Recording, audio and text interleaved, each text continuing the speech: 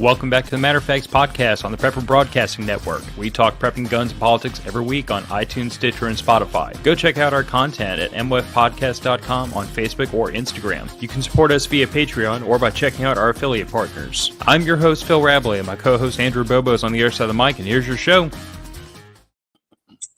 And welcome back to the Matter of Facts podcast. I am starting the show off with a frog in my throat, which is typical for me.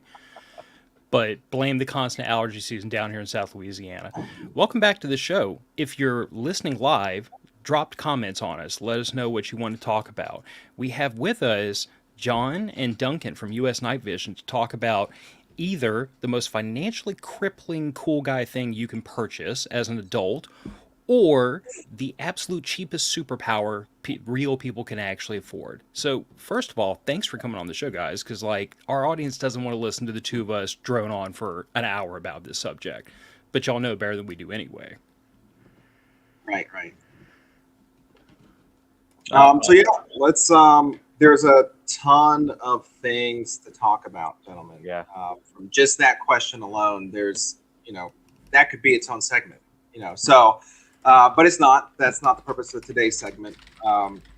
But yeah, there's a ton of options, and there's been options throughout the years that really, progressive price points, progressive capabilities. So I think, John and I can dive pretty deep in the rabbit hole on some of this stuff. So happy to be here. Yeah, no, I'm glad. I'm glad you guys are here. I know like we talked about on the phone a couple days ago. I talked to John when I bought my 1431s from you guys. Talking to a rep from the company is one thing. When the president calls you like, "Hey, thanks for the purchase," and all this stuff, it was like I was a little floored because John called and we ended up talking for like an hour, and then that just led into hey, let's I have a podcast and would you guys like to come on, stuff like that. So really thankful for both of you guys to come on and give us the time. So without further ado, John. Let's start with you. Duncan, we'll get to you in a second as far as your background, stuff like that. But John, I guess give us because we have so much to cover. Give us just the history, your history, and then what got you into the company? What got you into night vision? Well, I started the company with a business partner, Chris Bird, who's not here today, but Chris and I worked for a company called NAIT. And when I went to work for NAIT was in 1994. And I was just coming out of a very short-lived career in law enforcement as a young deputy. My dad was a homicide detective for the same county, San Joaquin County, and I wanted to follow in his footsteps, and then it wasn't the right career path for me, so kind of lost at the time. I went to work for my friend Ken Jameson, and they had just started in the early 90s messing around with a little bit of night vision that was all surplus at the time. There wasn't really a night vision industry by any means in the early to mid 90s. In a sense, Ken and a guy named Scott Henry started that by buying surplus image tubes from DRML programs with the Air Force bases. And when I was first introduced to it, I was fascinated, to say the least, by the technology. Again, seeing in a dark room where nobody else could see you, and kind of my wheels started spinning and realized that in the early to mid 90s, crack cocaine had become kind of a thing of the past, and methamphetamine had become the new hot drug.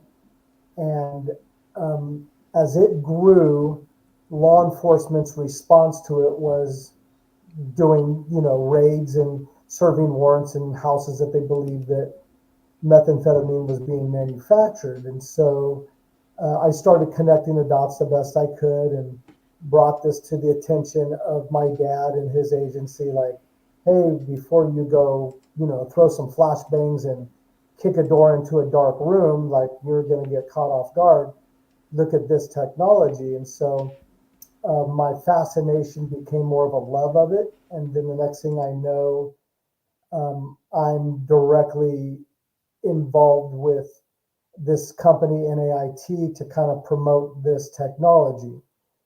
And I did that up until late 1999 when, I don't know if you guys are old enough to remember, but Y2K was a thing. Oh, and yeah. Y2K, the whole world was going to go dark. Like, the computers wouldn't know how to act, perform, and basically the world's going to go dark. And so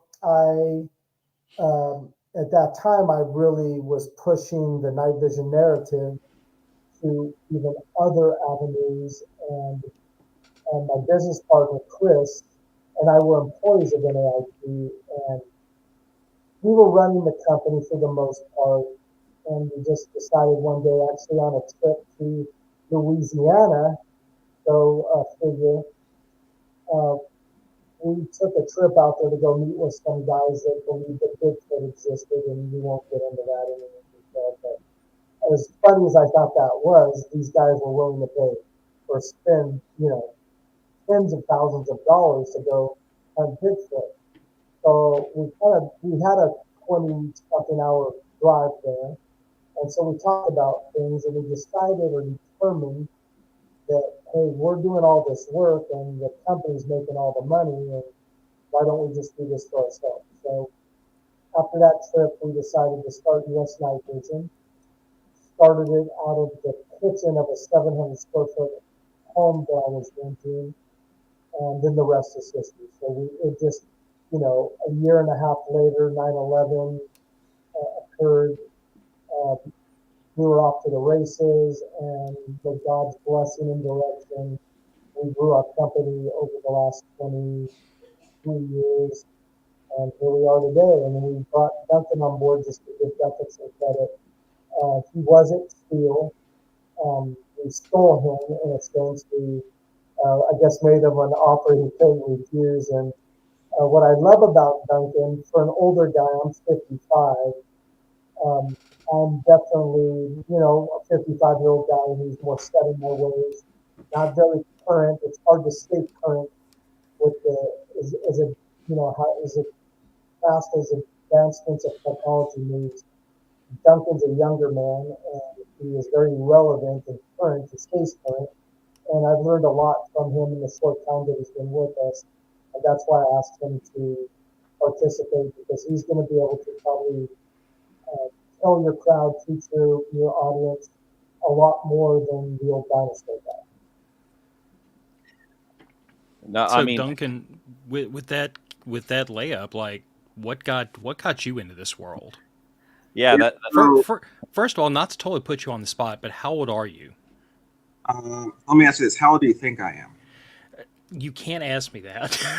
I am because I learned a long 26. time ago that with women you underestimate their age, with men you overestimate it. Well, so Andrew was close. I'm 27. Yeah. Oh, okay. And that's just because I slightly remember when we talked on the phone a couple days ago. Oh, that's cheating. But I'm old and I forgot. So, so to answer your question, the real answer is right time, right place got me into working in the industry. There's no other way to put it. I was kind of heavy into airsoft a decade ago, and when you're 18, 19, living at home, there's no bills, you're working overtime, you got free money. So, at the time, that's why I skipped going into a monocular, into a goggle. When you have no expenses, you can you're rich, right? So that's how I got into night vision, was buying a Sentinel from TMEC, actually, about a decade ago. And then right time, right place led me to start working in the industry. Started at the bottom, worked my way up. And then around Halloween, John and Chris snatched me.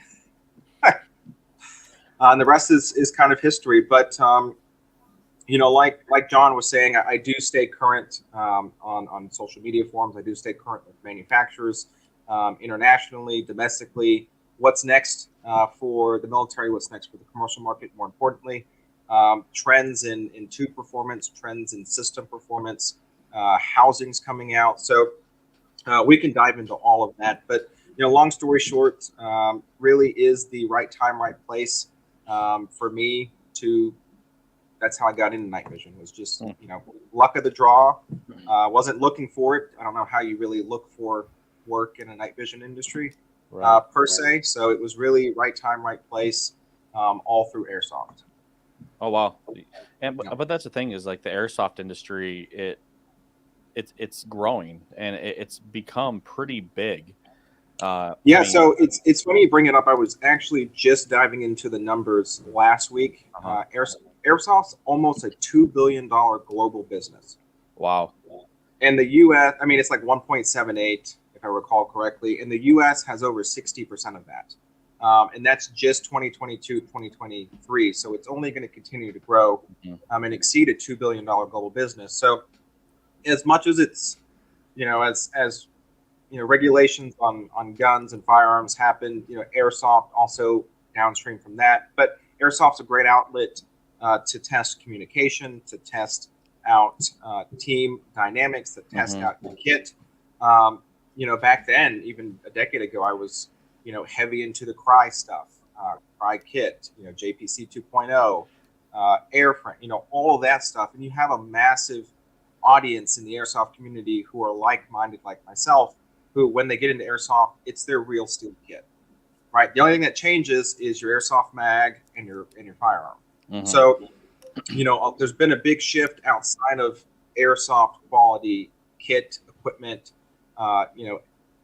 and knockoff products, and a lot of real steel shooters, or even just airsoft shooters themselves, utilize real kit.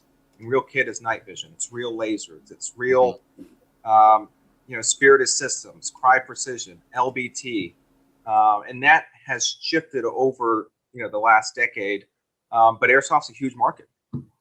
Yeah, and that's what's interesting is I've noticed there's some airsofters out there, and some of the videos I've watched online, because you have events like the Milsim West, and you have these American Milsim, Third Coast Airsoft, yeah. You have these huge events that they're built on team dynamics, communications, like all that stuff, tactics, and all that. What's interesting is I've seen a lot of individuals where they'll spend the money and they'll get legit gear, and actual Cry, they'll get like actual Cry uniforms, actual Cry, like get the good plate carriers with the good plates and the communications. They'll get the Peltors, they'll get the stuff. There's a lot of knockoff, like some of the lasers, and there's a lot of knockoff equipment out there, but they'll spend the money and they'll get it because not only can they utilize it for the milsim, but they can also then take it and they're okay. We're training with what we're going into a fight with, if something were ever to happen. And so they're spending the money. And so it's not just like, hey, I'm a airsofter, I'm gonna buy this cheap set of night vision goggles that are $100 or whatever that look real, but they're not.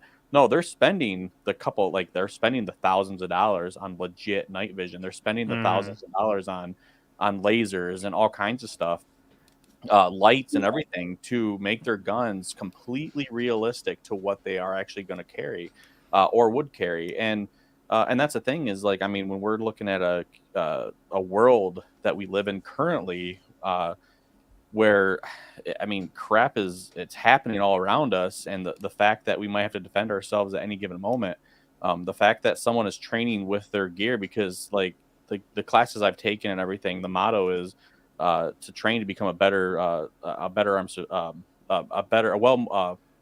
it's a more informed, citizen, well-armed, and citizen and everything. And so it's like, when we want to sit there and we want to learn and we want to do this, like, the best thing to do is train like you fight. That's a saying that was not, it's not a saying that came from me, but it's, hey, we're going into this, let's train, let's the classes that I take, one of the instructors are like, well, when you're carrying, it's a handgun class, how do you carry? Do you carry outside the waistband every day? Well, no, I inside the waistband. Okay, well, do that entire class inside the waistband to where you're drawing from inside the waistband and you're firing. And that's that's pushed in the classes. So, train like you fight. That's a saying that, like I said, it's been in the industry for years, for many, many years. So for the fact that the airsoft is kind of like, and I mean, that's the thing is with all the rules and regulations and training. I mean, just recently the ATF they reclassified simunition rounds on importation and stuff like that. So okay, well, where do I go? Well, airsoft. So yeah, airsoft is a viable industry. 100%, and kind of tying it into us at Night Vision. A decade ago when I was much heavier into airsoft than I am now, you'd go to a Third Coast event. It was a very popular one. It's at GTI, Government Training Institute in Barnwell, South Carolina. They host various Milsim company and events, but also do a lot of real steel shooting training there as well, and some other stuff. But a decade ago, out of 200 people, 20, maybe 30 tops would have night vision. And you go to events today, 80-90% of people have some form of night vision and IR laser. So over the last decade, airsoft market in conjunction with real steel accessories, night vision, laser devices, has really become rather prolific in that space, where a decade ago it was far and few between. So I think that trend is going to continue to rise as more people, as more bans happen and people shift focuses into other industries like airsoft.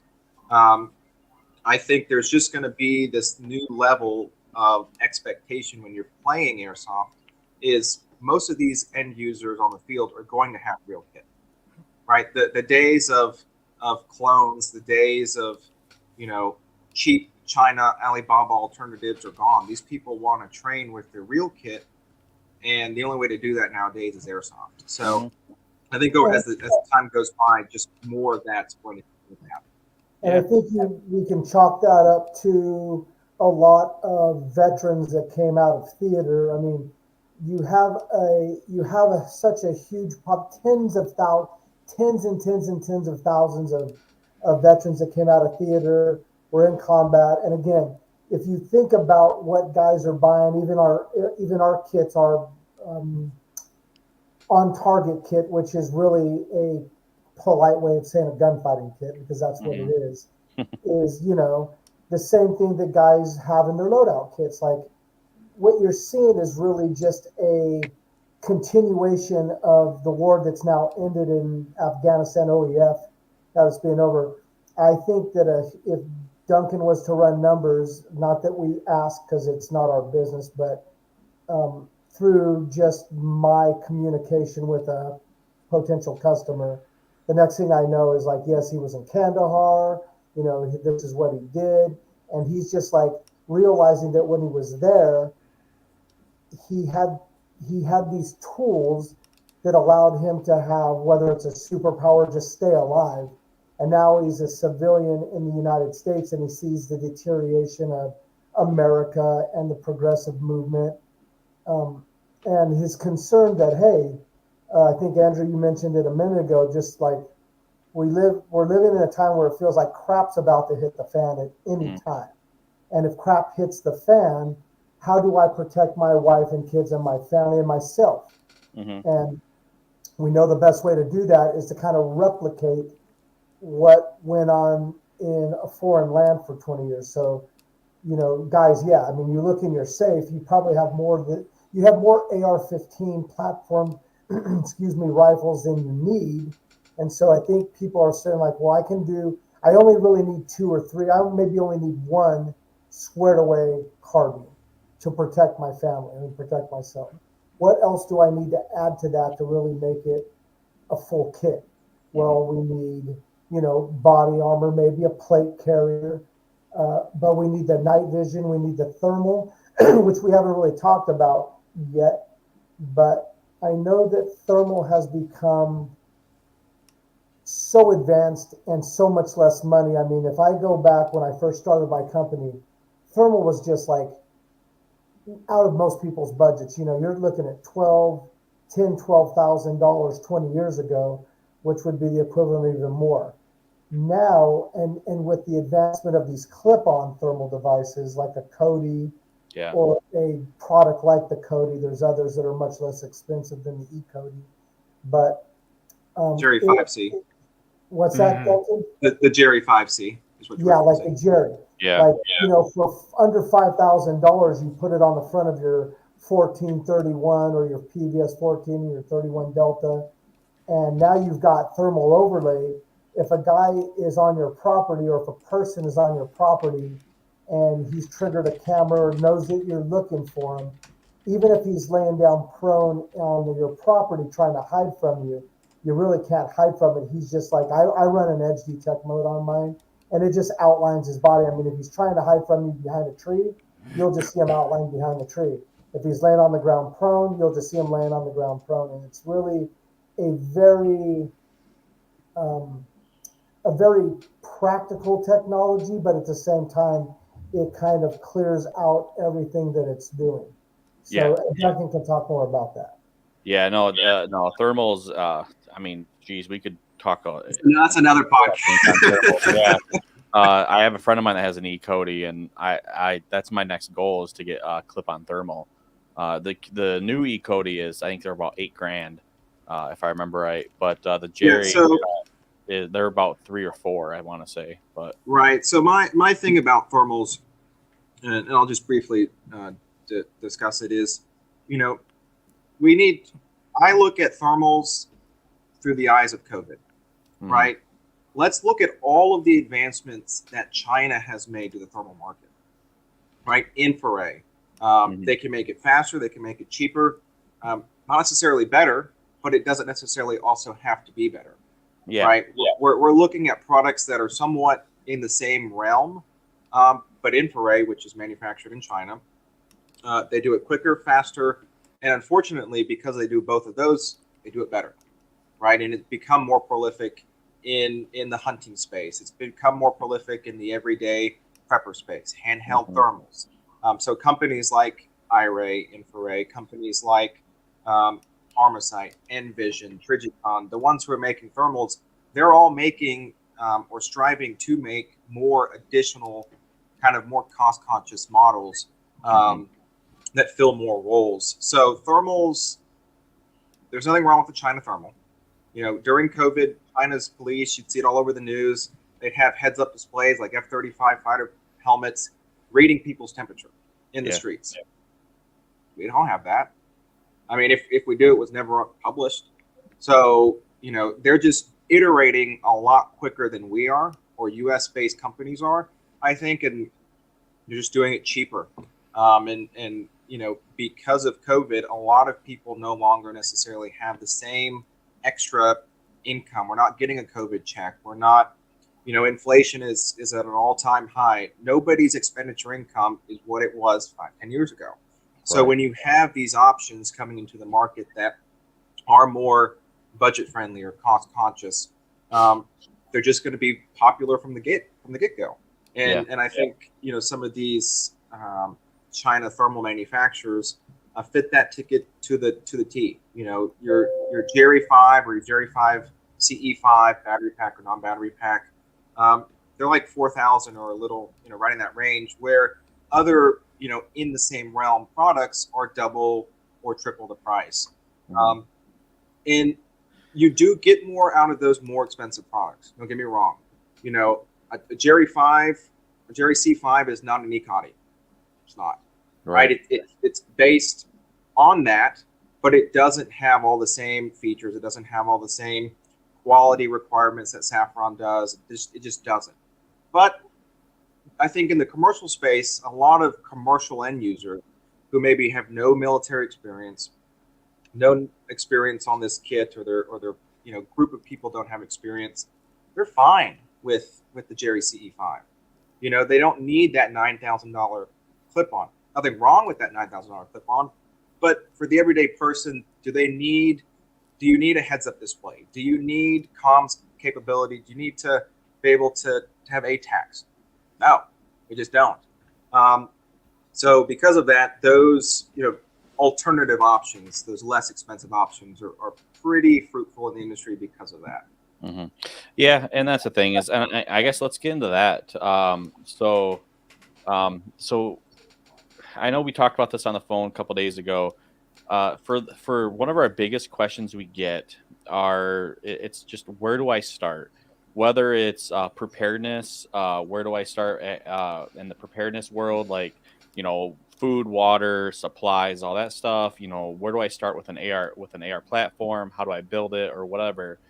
One of the biggest questions we've gotten was, where do I start with night vision? And So before he cuts you loose, this is the other big question we keep getting over and Mhm. over and over: is Gen 2 worth considering for entry level? hmm because really quick, like me personally, like I started off with the PBS 14. It's basically I bought a helmet setup. I think I saved up around $7,000. And it was a helmet, it was a IR, it was the D ball, the A2, the IR, it was a infrared laser with a green visible. It was a PBS 14 with a mount, the helmet, a Team Windy bump helmet, and all that stuff for like $7,000. I ran that for a couple years. Phil got the thumbs up from the wife to go ahead and buy. No, he's discounting the story. What happened was we were out camping with a bunch of friends, and a buddy of ours who encourages bad decisions walked up to my wife, handed her his PVS 14, turned it on, handed it to her, pointed up at the stars, and It was her done. head, Rest is history. craned. Yeah. Yep, her head craned back, and she said, "Phil, we need one of these." And I just shouted at her into the dark. I'm like, "You know how expensive those things are, right?" She said, "I don't care." And that's what happened. So basically, yeah. I sold him my PBS 14, and I bought the 1431s from US Night Vision. And that's the thing is, I was wanting to go dual to upgrade, and So anyway, and that's my road of getting into it. Like, yeah, I dropped $7,000 that I saved up, but I'm a single dude with I'm not, I live by myself. I don't have a dog. I don't have kids. I don't have a wife or girlfriend, whatever. So like, I do have some extra money that does come in that I don't really spend anywhere else unless I choose to. But for the average person, I mean, where would you guys start? Like, what would you guys start with?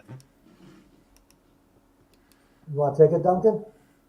Sure. So I guess I'll try to tackle both questions at once because I think they play onto each other. So unfortunately, within the industry, in a lot of cases, there's an unfortunate stigma around Gen 2. They think Gen 2 is, for lack of a better term, total crap. They think it's Gen 3 or nothing else. Well, the reality is, from a technical standpoint, there are major differences in performance from your most commercially common Gen 2. Think your Photonis Echoes, think your NNVT tubes, to something like an L3 or an Elbit, right? They're just, at the face level, Gen 2 versus Gen 3. From a technical perspective, on average, the Gen 3 is going to be, relatively brighter. That's accomplished through luminous gain. Generally going to have higher signal to noise, so you see more perceived image versus static or analog noise in the Gen 3. But again, all that is dependent upon specs. Photonis, which is Gen 2, Netherlands and France manufactured, they have their mil-spec line. The luminous gain, which is most commonly the delta between Gen 2 and Gen 3 in a lot of cases, is the same on the Gen 3 spectrum. So, this idea that Gen 2 is just crap and it's Gen 3 or nothing else is, I think, rooted in some misinformation because there's some spectacular Gen 2 out there, and you still have this amazing superpower. Is it less expensive than Elbit? Yep. Is it less performance? Yes. Is it a total crapshoot in performance? No. And let me expand because I just wanted, you made a point. Some of the Gen 2 is not necessarily practical, like Photonis' mil-spec line. It gets to be very expensive. It's more expensive than Gen 3. They have a line like the Echo line, which is less expensive. The NVT stuff is all you really need, again, when you're using it under normal nighttime operating conditions, because when you have a lack of light energy, so you're in a tunnel or a cave, which we don't see that here in the US, but when you're in darker conditions like that, It doesn't matter if you have the most advanced unfilmed Gen 3 with the highest figure of merit, because both of them will still struggle when there's no light energy for it to amplify. And that's where infrared illumination comes in. And you do hear some of the super tactical guys will tell you, you can't use infrared, the enemy will see you. Well, we're not really, let's be honest, we're not dealing with an enemy in America that's running around with night vision, wondering if you have a superpower yourself. So I agree with Duncan that Gen 2 is a great way to start. And for most people using it under normal nighttime operating conditions, outdoors in the middle of a field when you're looking for coyotes to hunt or whatever, Gen 2 will definitely do the job most of the time, if not all the time. If you're budgeted for the extra money, you know, I'm a big buy once, cry once guy. I believe in that. And if if you're going to spend $2,000 on something that might be good or $3,000 on something that may be great, and you have the extra $1,000, then by all means do it. But you're not going to suffer from the Gen 2 by not doing it. So I just wanted to expand that Gen 2, it's true that Gen 3 has higher performance in some of those cases. Photosensitivity response is definitely that's the main difference between Gen 2 and Gen 3 is the gallium arsenide photocathode in a Gen 3 versus a multi-alkali in Gen 2, because gain, signal to noise, resolution, we're seeing all that with Photonis and NVT, right? Duncan, yep. Those specs are almost all equivalent, but the photocathode sensitivity or photo response is the difference between a Gen 2 and a Gen 3 primarily. And I'll build on that for a second. So, again, Photonis makes Gen 2, but unfortunately, people have this stigma around Gen 2. Photonis is Europe's provider of night vision, right? Which is bigger than America, right? As U.S. citizens, we have, privileges to own night vision that civilians in other countries just can't. But Photonis is Netherlands' provider of image tubes and systems. So for anybody to claim that they're subpar in any means or, below any kind of standards is just foolish, because they're a global manufacturer and a global standard in night vision, and they make phenomenal products. NVT is a phenomenal budget option as well. We're not saying, and I think it's important to note, John and I aren't going to say that NVT that we offer is better than Elbit. It's just not. Performance-wise, it's just not. It's better priced, right? But I think it's price conscious to the entry-level person. If you have some expenditure income and you want a second set, NVT is a great option. If you want to get into it, NVT is a great option. I was just flying back from North Carolina back here to California over the holidays. Took an NVT 14 with me. John, you've seen the pictures. Yes. At 35,000 feet, 1,350 figure merit. So a rather low threshold FOM tube, Gen 2. Phenomenal picture. And we have the only light in that picture is from space at 30,000 feet over, deserted mountain ranges. You don't have light pollution. You got the stars, you got the moon, and it's pitch black in an airplane. So to be able to see something out of nothing at a $2,700, $2,800 PVS 14, that's phenomenal, right? We're not saying you're going to be better off than the guy with L3 quads or a 31 Delta. Nobody's saying that, right? But I think to answer your question, no, Gen 2 is not crap. Gen 2 is a fabulous and perfectly acceptable starting point. Whether you go the commercial route through Photonis tubes or NVT tubes, or hell, I've used the Photonis PD Pros and that line with their full spec stuff. Yeah, like John was saying, it is a little over the top in price. You're getting into the, sometimes it just costs a lot more than you think it probably should. But by no means does that mean it's a terrible tube. Everything that I've ever used with Photonis, I've seen thousands and thousands of Photonis tubes. Great. And NVT, I've seen hundreds of those too. Fabulous. So it's, the NVT that we offer here is a great starting point. It's also a great ending point, right? You don't have to upgrade. Right? That's the other thing. What I think a lot of people fail to stress, I know we at US Night Vision stress this, it's not just about getting a product or a kit item. You have to go out and use it. You have to go out and train with it. Do the mundane tasks. Read a book. Mow the lawn. Fold your clothes. Walk up and down the stairs. Throw a ball. Catch something. The important stuff is getting your kit, whether that be NBT, Photonus, Elbit, L3, whatever you're going to get something that you can afford. Now, everybody has their own different definition of what you can and can't afford.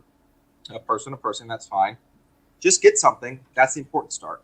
Mm-hmm. And then go out and use it. Start training. Start taking classes. And from there, you can build your kit, whether that be an additional, whether you want to bridge to PVS 14s, whether you want to upgrade and get a goggle 6 months from now. But get something, regardless of what that price point may be, and just get out and start training is my personal perspective.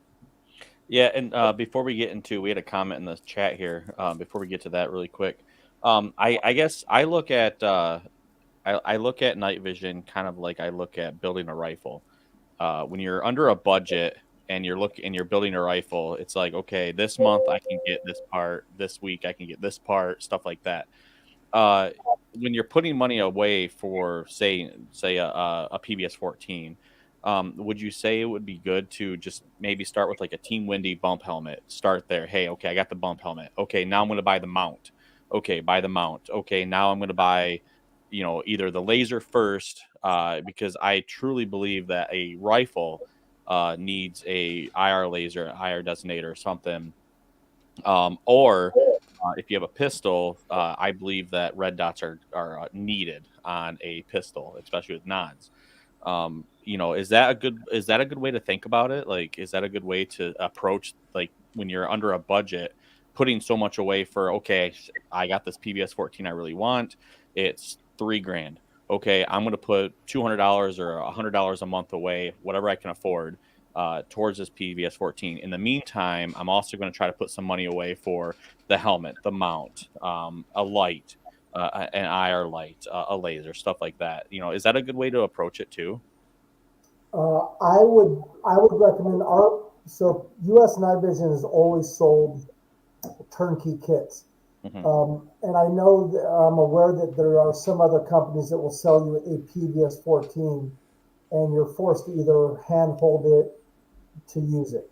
Uh-huh. So when it comes to the helmets, I run a helmet I have for 20 something years.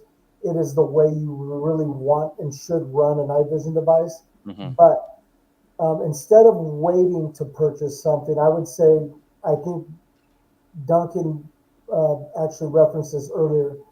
You start with a night vision device, and then everything else follows. Okay. And if it's within your budget, if you can afford to buy the 14 kit at the same time buy your helmet and a mounting, whether that be a dovetail or a bayonet, you do that. But our kits, you can start off by a PVS 14. It comes with everything you would need to run it hands-free. So it comes with the Skull Crusher head mount. It comes standard with the J-arm that's compatible with the Skull Crusher head mount.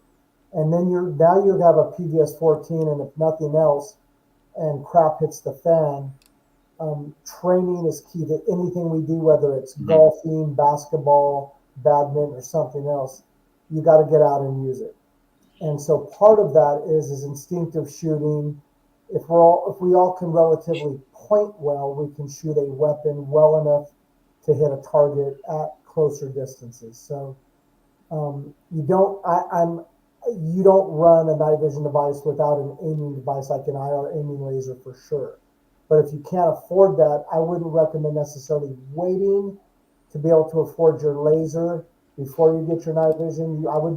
I would say you buy one piece at a time until you can afford to build your kit out. And yeah, you would probably, I would almost go to an IR aiming laser before a helmet, only because you can wear your 14 on a Skull Crusher and still do the job you need to do. Okay. And so that's my opinion. But yeah, that's good. And that's the thing is, like, because I know I'm on your guys' website right now and just going off of some of your stuff. just that idea that knowing that if I buy a PVS 14, it's gonna have this, this, and this. So, because I know a lot of people like they'll sit there and they're like, okay, well, I buy the PVS 14, but it doesn't say I get a skull crusher. It doesn't say I get a helmet. It doesn't say all this stuff. So they're like, well, how do I mount it? And so that's where like they get a lot of questions of, okay, I have this, but now how do I mount it? Well, if they know that this kit comes with the PVS 14, a J arm, bayonet style J arm, and a skull crusher, okay, cool. That takes a lot of worry out. Okay, I do want a bump helmet, but now it just went down on my list. Versus, okay, now I can put some extra money towards an IR, an IR laser, or a red dot or something to maximize your efficiency on your rifle or your pistol. So, and I think to build upon what both of you just said, since you're on the site, under our turnkey offerings, we have a $3,500 offering. That's a full kit. You get an MBT PVS 14, bump helmet, rhino mount, which you utilize the J arm for, and an aiming laser, right? A Dire 1. You get all that for $3,500. So if we're talking about budgeting, right?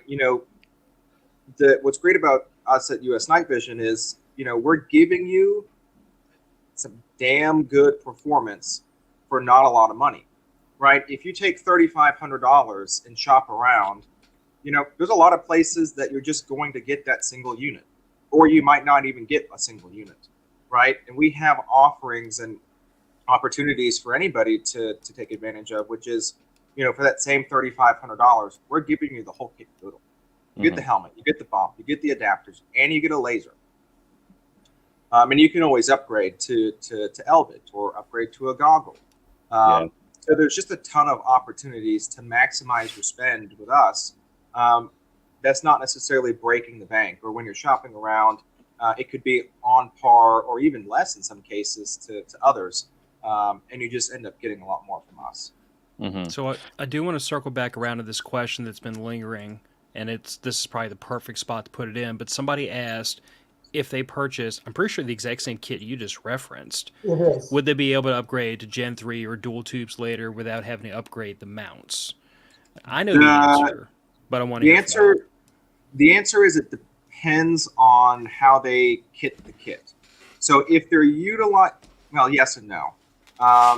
And the reason I say that is because, like our on-target kit, which you just referenced, comes with a bayonet-style mount, right? And goggles do not interface with bayonets. However, Narotos has a bayonet to dovetail. So the short answer is yes and no. Yes, you might need an additional adapter, which is that bayonet to dovetail to interface with dovetail on goggles. It runs about $100. Right. Yeah. And that's for why, the sake of a visual, for those that are watching on YouTube, that's what a bayonet style mount looks like. I don't have a dovetail, but it looks nothing like this. And it interfaces with a mount that is meant for a bayonet style mount. So if you have these, you're in one ecosystem. And if you have what Duncan's holding up, that's dovetail, it's a different ecosystem. Now, the arms should connect to a PVS 14 regardless. Right. But if you try to switch to something like duals, I'm pretty sure all the duals require dovetail, so you'd have to replace this piece, which will run you, I don't know. 500. I was about to say. You're looking at what you guys have, the Rhino mount, but the G24s, anywhere between $500 and $600. Yeah. Sorry, go ahead. No, I was gonna say anywhere between $500 or $600. So, going back to kind of answer this gentleman's question again, just because our kits, it's always important to have a conversation. So call myself, call John, call us, right?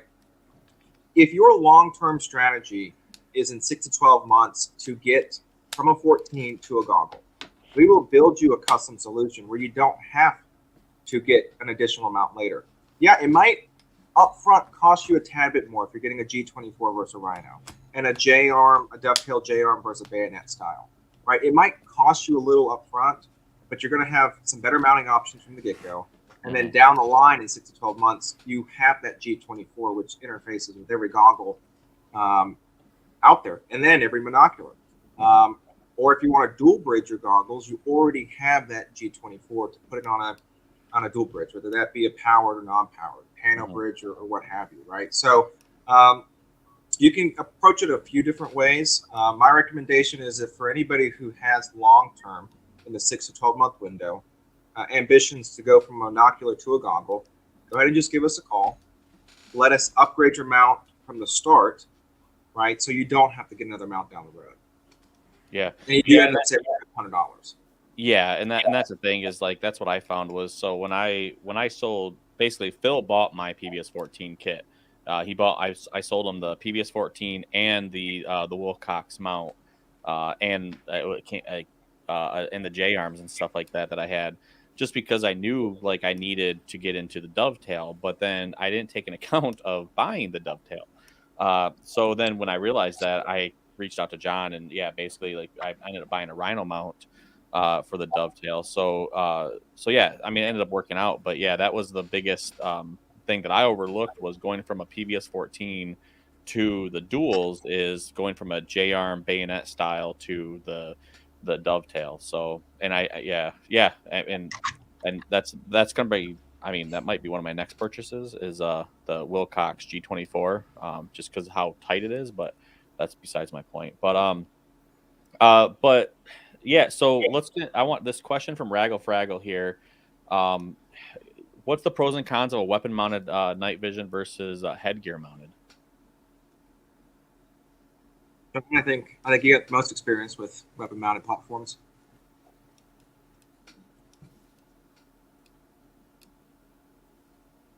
What's that? What did you say? I said I think John may have the best experience with clip-on night vision than I do. I run a Cody, and again, if it's simplicity you're looking for and get that thermal overlay, I don't think it can be beat. Like, I love the clip-on thermal. I own both standalone thermal as well. I like to coyote hunt out where I live in Idaho.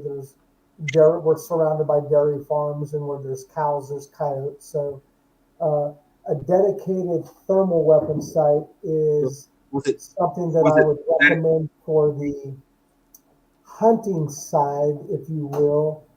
But if we're dealing with the idea of self-defense and protection, and again, what thermal doesn't allow one to do is identify somebody's face. It has come a long way with regards to resolution. I like running that in a black hot mode versus a white hot. You can almost identify somebody, but that is a digital, thermal's digital versus night vision, which is analog. So night vision sees exactly what our eyes see, just with light amplification. When you're hunting, that's not so much of a concern because you're out calling coyotes and a dog comes into your field. You could definitely tell with thermal technology the difference between, let's say, a bulldog and a coyote. If you're dealing with neighbors who might have shepherd type dogs, you want to make sure like you're not shooting your neighbor's German shepherd versus a coyote because they will look more similar. But I love the idea of the thermal clip-on for your night vision device because it still allows you to have that analog technology where I can say, there's Andrew, there's Phil, there's Duncan in a field versus there's 3, 6 foot tall male adults, which is what thermal by itself can probably complicate or confuse you by. So I love the clip-on. I think it's a great addition, especially because it's not necessarily $10,000 for a new Cody. You can buy the Jerry C5 for under $4,000 or $5,000, and it does everything you need it to do. It maybe doesn't have all of the advanced features of an E-Cody, but you don't really need it, in my opinion. Well, what about night vision, like clip-on night vision to a rifle versus head mounted?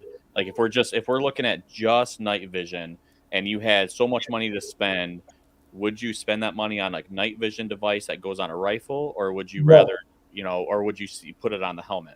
No, there's a lot of dangers to night vision mounted to a rifle, especially when you're using it around other people, because you're going to sweep your weapon on somebody you don't intend to shoot. So in the early days of OIF, the PVS 14s were very new, and almost everything came with a small arms mount. And then the small arms mounts were designed to be placed mounted behind like your EOTech hollow side, or your aim point back in the days would be like your comp M's, before we really got better day optics. But holographic sights or comp M's, even the Trijicon, like the ACOG, they were designed to be mounted behind those. And that would give a soldier a capability to convert their point of aim on their day optic into a night vision capability.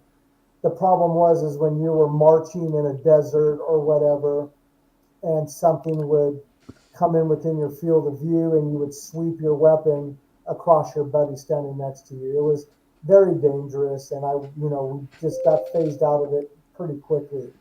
So dedicated weapon sights, or even clip-on, something would go in front of your existing day optic, maybe more traditional tube optic, like a 3.5 to 11 or 1 to 6 day optic.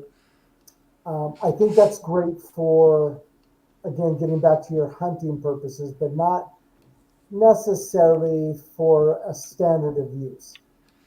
I think. Go ahead. Sorry, go ahead. I think the best summary perhaps is to build on what you said, John, is, clip-on night vision definitely has a place. Is it commonplace for the everyday person? Absolutely not. Is it even the best option for hunting? No.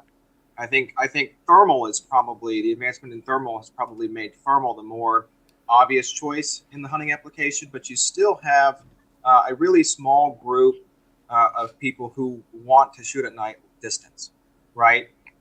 That in itself represents or introduces a whole new challenge when you're talking long range shooting and clip-on night vision, right? You're talking illumination downrange, you're talking compatibility on a lot of factors. You're adding a lot of glass to a lot of glass. So I think it's not a mainstay option for a lot of people. I think, like John said, if you stick to only weapon-mounted options, you're going to be flagging everything you're looking at. It's not ideal. It's a safety concern. So helmet-mounted options really becomes I don't want to say the only option, but it really is the only option for safe, reliable performance and safe, reliable experiences when you're using the products versus just a dedicated rifle optic or rifle-mounted night vision clip-on. Well, the analogy I was going to give, and this is like the same conversation. Does anybody else hear me echoing, or is that just me? Never mind, it stopped. The analogy I was going to give for the audience was we've had this conversation before about carrying like an independent tack light versus strictly weapon-mounted lights. And like I tell everybody, the minute you put something on a firearm, it has one purpose and one purpose only. Because if I'm in my truck and my daughter's in the back seat says, "Dad, I dropped something on the ground," I can grab this and hand it to her. I cannot take my gun with a light on and say, "Here, honey, shine this at the floorboards." I mean, you could. Well, I could. It is America. My wife, who may or may not be listening to this, would slap the hell out of me. Dude, I would get wooden spooned to death by that Italian woman. Okay, but my point is, so that's the thing I tell everybody about when we start talking about weapon-mounted night vision. If you put it on a weapon, it only has one purpose now. But as long as it's on your noggin, like, we talked about this right before the show started. Like, most of my experience with night vision is actually with administrative stuff. It's truck driving, and it's land nav, and it's scouting, and it's sentry duty. It's all these things that don't involve punching holes in things, and you can't do any of that when you affix your night vision to the rifle. So I would not go so far as to say it has no place, but like, I think it's a much narrower application than most people think it is. It's a very small market segment. Yeah. So we're coming up on 55 minutes here. I want to get into really quick because I'd like to try to touch on lasers as well, because you have some really good options on your guys' website. Really quick, though, for people who are looking into and researching night vision on what they should get, a lot of people focus on specs.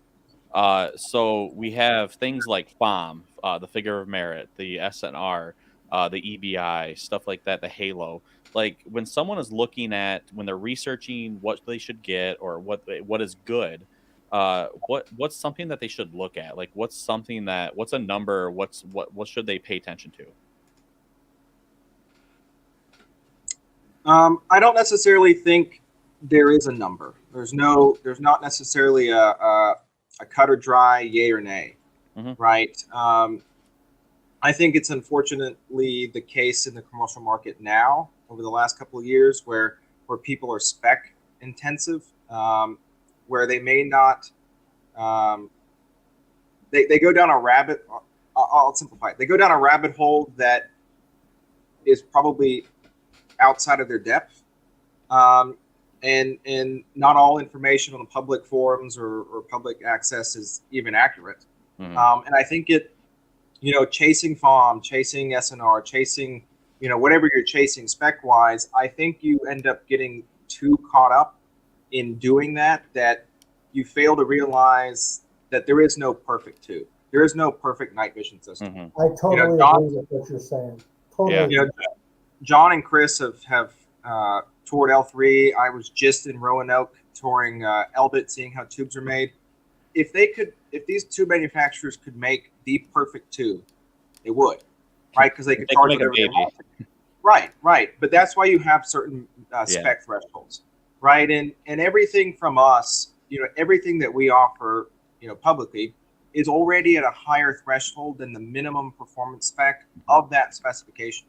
Whether that be com spec, whether that be mil spec, we hold our offerings already to a higher caliber than just the baseline mil spec, right? Because the baseline stuff could be, even in Gen 3, you can have, 1700 FOM, and that be a mil spec DoD Omni rated tube, right? But we go a little step further. We do the homework. We do the work for you to say, hey, we understand what the specs are. We're going to already take it a step further, offer you something above just the minimum, right? That the Department of Defense, the Army, what have you. We already offer an above caliber standard to start off the base. So I try to tell people don't get in the weeds with specs because, John's been doing this since the inception of night vision almost. You still see at night. You can still kill people. You can still protect your family, whether Gen 1, Gen 2, Gen 3. Your experience may be different in how the tube performs, but get something, train with it. Don't spend 10 hours reading forums on specs and EBI and everything else, because it's irrelevant, right? On paper, it matters. In lab testing, it matters. And in very finite environments, of course, it's going to matter. Right. But for the average person to get hung up and look at a 2.5 EBI versus 0.0, right? No, they're both in spec, right? If you have a 0.0 and a 2.5 EBI, both of those are mil spec, right? 2.5 is mil spec max. 0.0 is mil spec bottom. I've seen 0.0 EBI. I've seen upwards of 5 EBI on some commercial stuff. It matters the most when you're in environments that you can't see anyways, right? So you got to have your LAM, you got to have your IR, so when a lot of these specs nitty gritty matter, they're in situations where regardless of what you see, you need the aid of IR.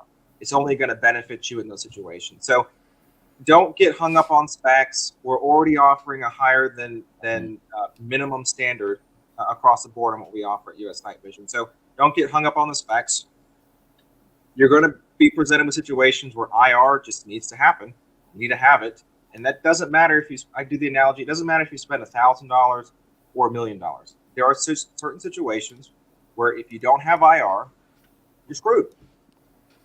Right? I think that stigma you were talking about earlier is that like IR had made a comment earlier, you can't use IR, the enemy has IR, or they can see you using IR. That is just a retarded thing to say because we're not dealing with an enemy, number one. And that's, again, running around with night vision, trying to see if you're admitting it out of your face. It's just not, and IR is definitely not the enemy. when it comes to night vision performance. It will only enhance it. And again, if you'd ever had to use it, let's say inside a cave or an underground tunnel, you were lighting up with the IR because you couldn't see without it. I mean, there's no light energy in those places. So I would not fear infrared. It will only enhance your overall night vision optical clarity in any circumstance, even in an open field. I used to run IR spotlights, like 2 million candle power spotlights with infrared filters. Jeez. And, Jesus. but I'll tell you the coolest thing is when you would have like pigs, if you're hunting hogs or you're hunting coyotes, and they were bedded down at the edge of a brush line or a tree line, you couldn't see them with night vision. If they're bedded down not moving, you wouldn't see them. And what would happen is like your eyes will act almost as a mirror, as a reflective format. And so like when you'd hit them with IR, you would just see like 2 flashlights come on in the distance. And then you could realize that is an animal that you're trying to hunt. So just to kind of add on to what Duncan was saying, is like infrared can only like make it better, and it's not going to give away your position, because I doubt that you're really, if somebody's hunting you, you have other things to worry about other than activating your infrared illuminator on your 1431 or whatever. Right. No, that makes sense. Yeah, man. I feel like we could go on for another hour on this. It's gonna. I don't know if you guys know, you signed up for a couple sessions. Yeah. No. Honestly, my I'm heart. okay with this. You're already twisting my arm to purchase something right now, and I've already got some stuff, and I'm looking at purchasing more. But no, we're going on an hour. If you guys want, I'd like. We need to do another episode. I'm Just because willing to do that. Yeah, I would love to do don't another mind at all. episode, because we need to dive into lasers and IR, like IR Andrew, illuminators. we didn't even cover half of what we needed to cover. Oh my God. With everything we talked about on the phone the other day, it was like, and like I said, we have some bullet points where we try to hit, but it definitely goes down, when we start going down on good conversations and stuff like that. I hate to break off and let's stick to some bullet points, because we need to. It is what it is. So, yeah. Yeah, I don't know. I'm speechless, because this is such an interesting topic to me. Since I've gotten into, I have a good friend of mine who's an instructor, who's a firearms instructor, and I just did a night vision class this past summer, and I'm constantly looking at now. I'm like, man, I really want to do another NODS class. And like I said, I'm a civilian. I did not do this stuff in the military, but I think it's needed. In the civilian world, this stuff is needed. Whether you're prepping for the apocalypse, or you're hunting critters at night, hogs, coyotes, whatever it is, thermal night vision, you're gearing up to protect your family. I don't know how many times, I've been in my house now just a year and a half, and that I just bought. And when I first got in there, I live by myself, and so the creaks and the moans of the house. But there's times, honestly, the neighbors would do something. I would hear a car alarm going off. I would hear people outside carrying on, doing whatever. I would turn my lights off. I'd grab my night vision, and I would actually go up to my second floor of my house, and I would look down, and I would black my house out, and I would look down through the window down on the street with my night vision, just because of hey, I don't want to necessarily be seen I'm looking around, I'm trying to figure out what's going on, but I want to be kind of a little bit stealthy. So I'd put my night vision on and I'd look around.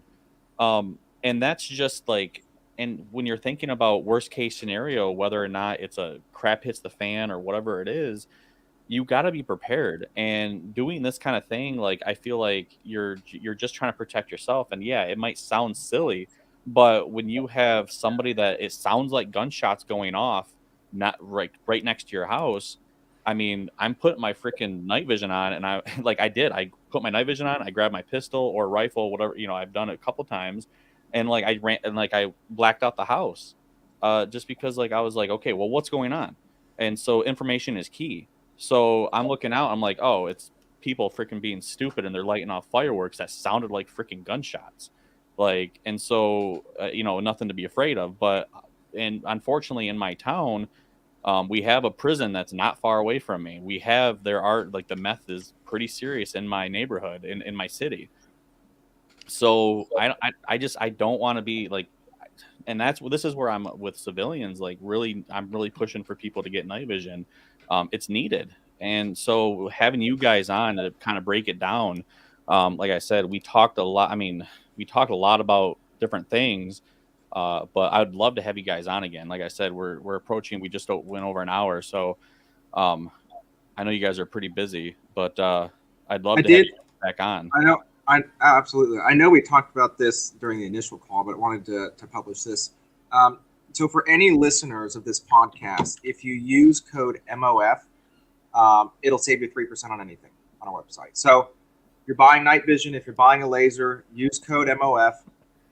It'll save you 3%. So, and I'll publish that in our next one too. So for anybody who wants it, you have it.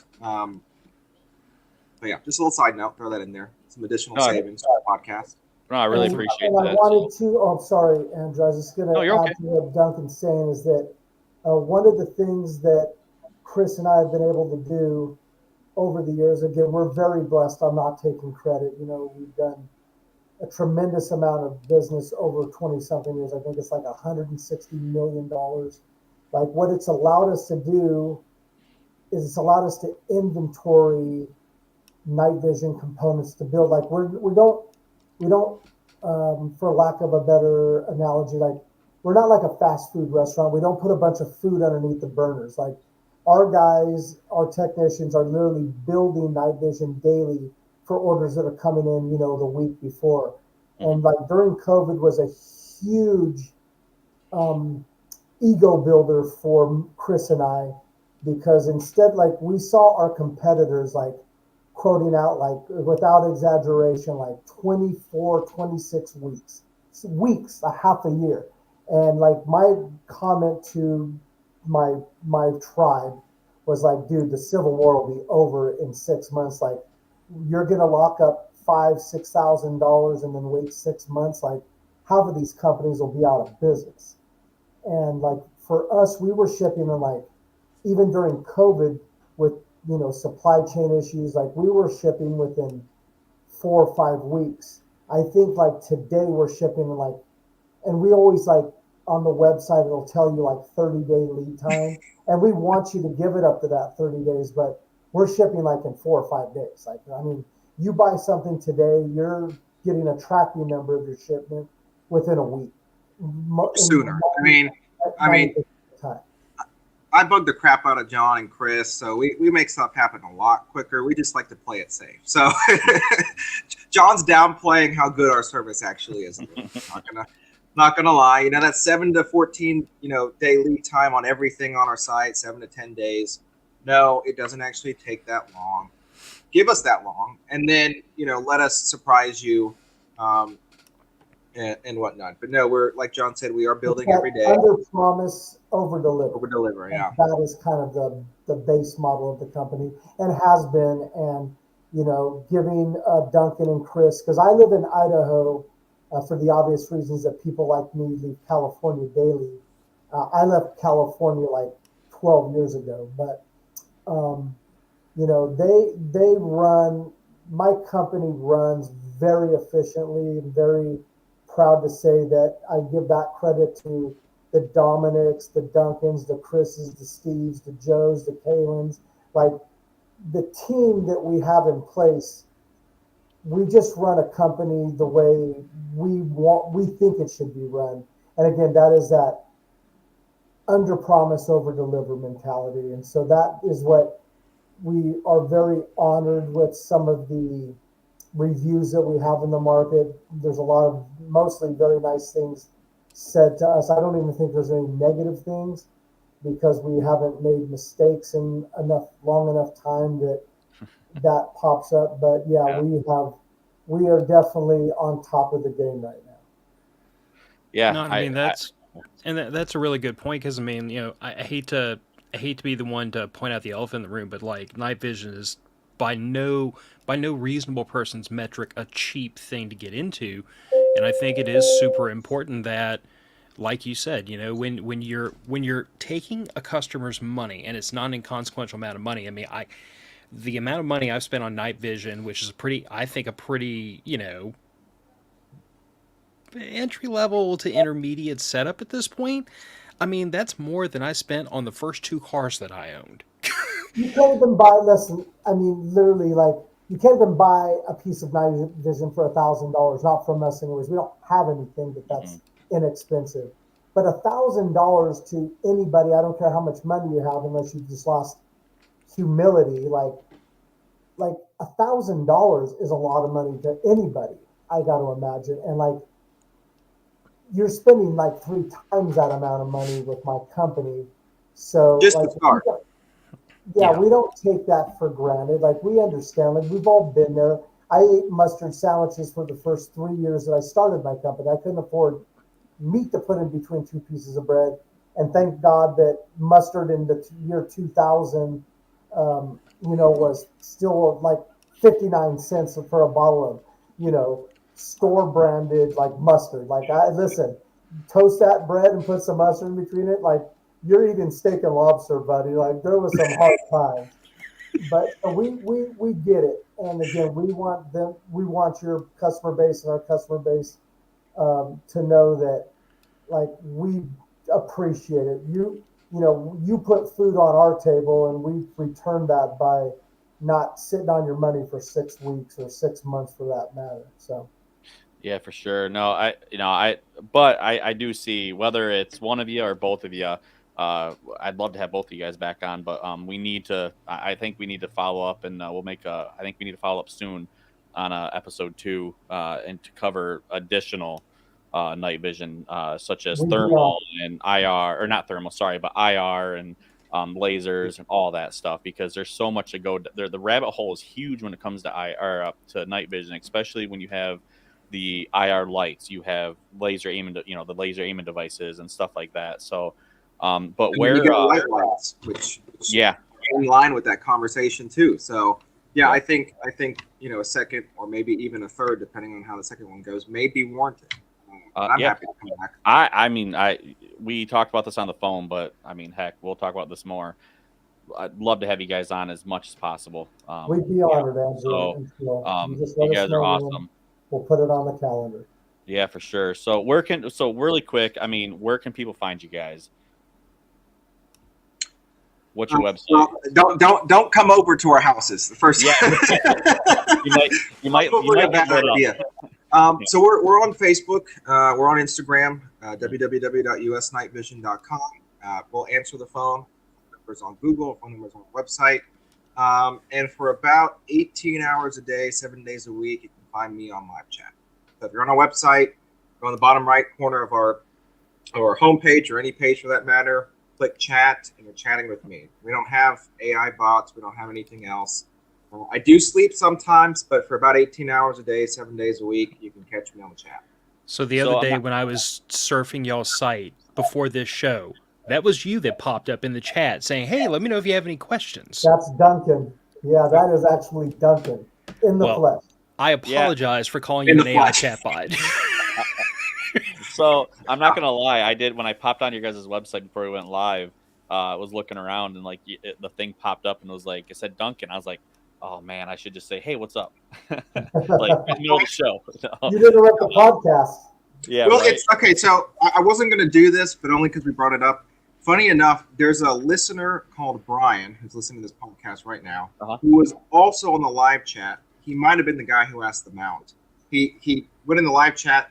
Thanks for answering my mount question. So, Brian, glad we could answer that for you. And yes, I am behind the live chat all the time. So, any questions, give us a call. John will pick up. He's a lot faster to pick up than I am. But I have him beat on the live chat. So, if you want to text, if you want to call, John's your man. Yeah, so we'll start wrapping it out here. But you guys, thank you for coming on. Like they said, usnightvision.com. And then thankfully, Duncan and John, thank you for use code MOF, for 3% off. so yeah, definitely get on the website, check the products out. If you guys have any questions, reach out to me. Reach out to Phil. I have the 1431s. If I ever see you in person, whether it's at a MDFI class or if you're in Grand Rapids area, hit me up. I'll let you look through mine, and I will sell you on night vision because it's a game changer. And I've been trying to send some business your guys' way over the last couple of years since I bought these. And I've had some people convinced. It's just a matter of them pulling that trigger on the purchase. But thank you guys both for coming on. Greatly appreciate it. Greatly honored. And I really hope that we can get you guys down again. Likewise. Thanks. Yep. So we'll go ahead and punt this one out the door. Appreciate John and Duncan for coming on. Appreciate Thank the you, listeners Phil. for the Thank you, questions. And this will not be the last time we have to have this conversation because this rabbit hole has rabbit holes. Matter of fact, heading out the door. Good night, everybody. All right. See ya. Good night, everyone.